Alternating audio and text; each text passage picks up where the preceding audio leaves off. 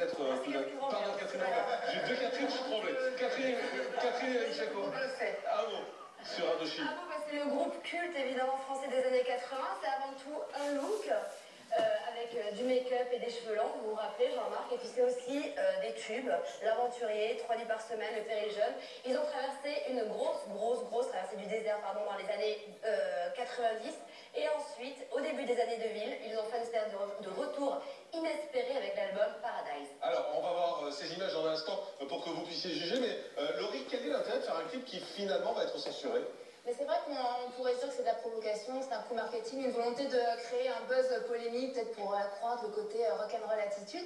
Mais en fait, pas du tout, parce que Indochine, ils en ont pas besoin. C'est non mais enfin, laisse-moi terminer. Indochine, c'est quand même un des groupes qui marche le mieux. La tournée est quasiment pleine. Ils vont faire le Stade de France au mois de juin 2014. Ils vendent des tonnes de disques. Donc c'est vraiment pour eux une volonté de faire passer un message plus que de créer un buzz pour essayer de vendre des places de spectacle. Et d'ailleurs, c'est Nicolas Sirkis qui dit dans une interview: à quoi sert le rock s'il n'encourage pas à régler ces problèmes? Donc eux, ils s'inscrivent dans une démarche, c'est ce qu'ils disent, de trashitude pédagogique, un peu à la façon des spots publicitaires pour la sécurité routière, pour essayer de sensibiliser les gens et les amener à une prise de conscience sur ce qui se passe dans les écoles. Alors Catherine, je vous vois bouillir à côté.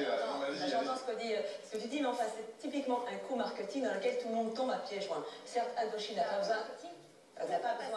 n'a pas besoin d'un clip comme ça pour vendre des places, mais un groupe comme Indochine a toujours besoin de faire le buzz, d'être présent sur les réseaux sociaux, de faire parler de lui. Ce clip est un bon moyen.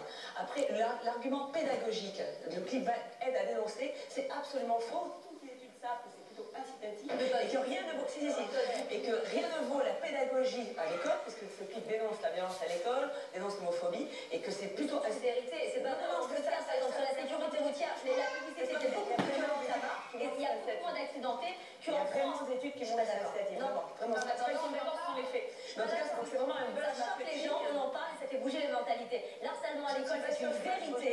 Il se passe des choses horribles, des milliards d'adolescents. Je ne crois pas que ce clip fera bouger. C'est parce que ça nous choque, on en parle et ça va faire bouger les mentalités. Les profs en parleront à leurs enfants, les parents vont en parler à leurs enfants, et si on discute et si on parle, ça fait avancer les choses. En Angleterre, ils sont beaucoup plus trash sur la sécurité routière. On voit du sang, on voit de l'hémoglobine, et ben les accidentés